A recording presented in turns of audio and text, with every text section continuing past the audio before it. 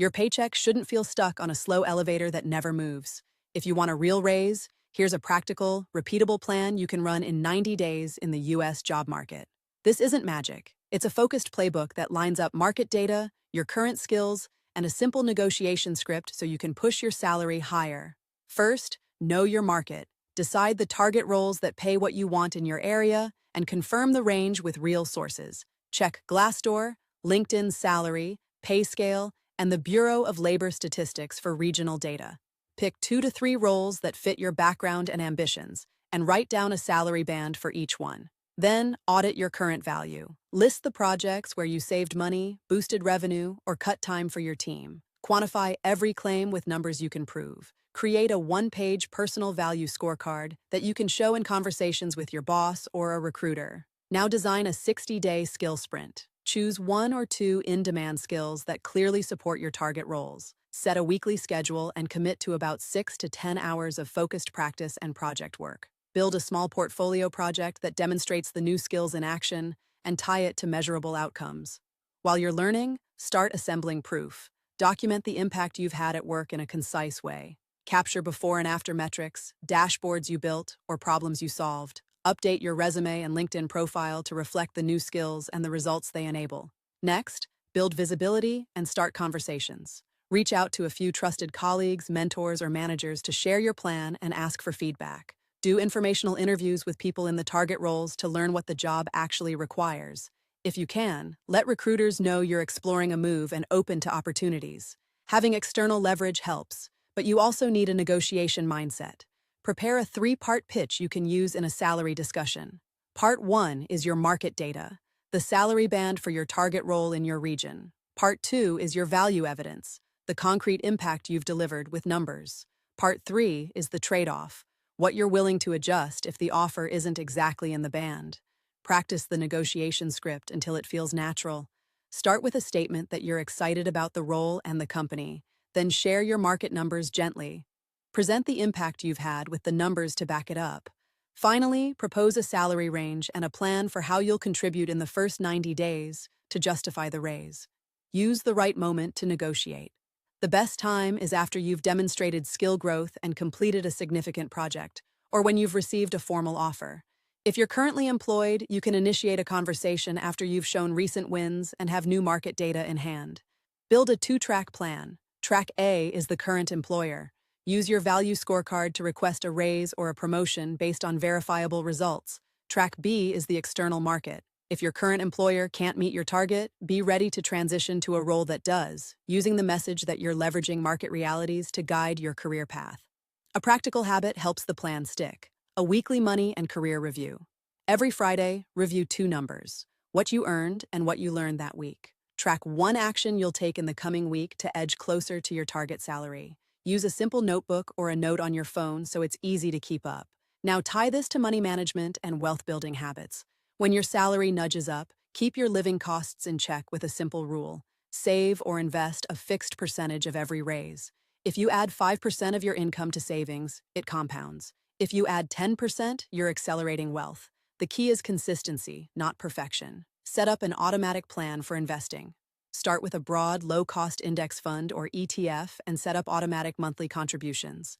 Even small, regular investments build up over time. Pair this with a balanced emergency fund so you won't need to rush back to the job market for cash. Learn to use your increased income wisely. Create a 3-year plan. What you'll invest in, what you'll learn next, and how you'll position yourself for another raise or a new role. Keep the plan simple and update it every quarter. Clear goals help you stay focused even when money feels easy to spend. In parallel, refine your resume and portfolio again as you hit milestones. When you finish a key project, add a short case study to your portfolio. Include the problem, your approach, and the measurable outcome. This is your evidence you can pull out in negotiations or interviews. Be deliberate about your network. Spend 15 minutes a day on outreach, not just for a job, but to learn what employers value. Comment on relevant content, share your learning, and ask thoughtful questions.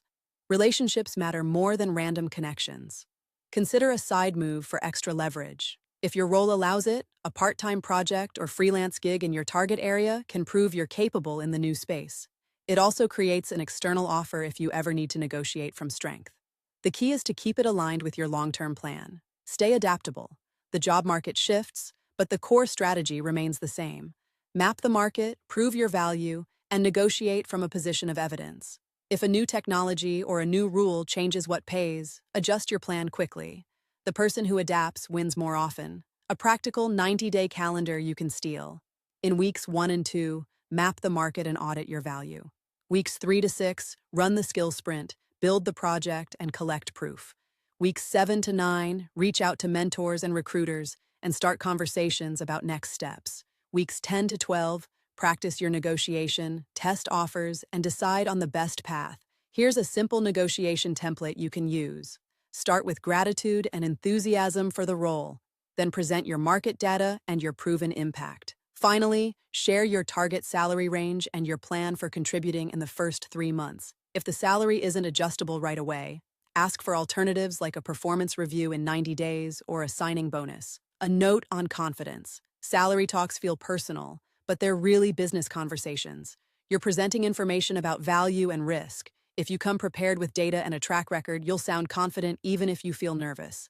Now, a quick sanity check you can use during the process. If you can answer these 2 questions, you're on the right track. Question 1. Does the target salary align with market data for your role and region? Question 2. Can you demonstrate 2 or 3 concrete results that show you've earned a raise? If yes, you're ready to move forward.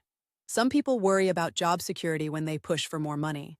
The plan here reduces risk. You're not demanding a miracle. You're showing you match a clearly defined market standard and you bring measurable value. That's a safer, more persuasive approach than snap negotiations. Remember, this also helps your broader career. Each successful negotiation builds your reputation as someone who can deliver. It creates leverage for future raises and promotions. Small, steady wins compound into bigger opportunities over time. As you implement this plan, keep a simple, human tone. You're offering to take more responsibility and to contribute more value. Being clear, calm, and data-driven makes your case stronger and less likely to feel confrontational. If you're listening and thinking, "I'm often underpaid or stuck," this plan is a way out. Start by one small change this week. Identify one metric you can improve at work. Then commit to a single one-page update that shows the impact of that improvement. Your action item for today is to pick your target role and gather 2 solid salary sources for it. Write down the salary bands and the specific titles you're aiming for.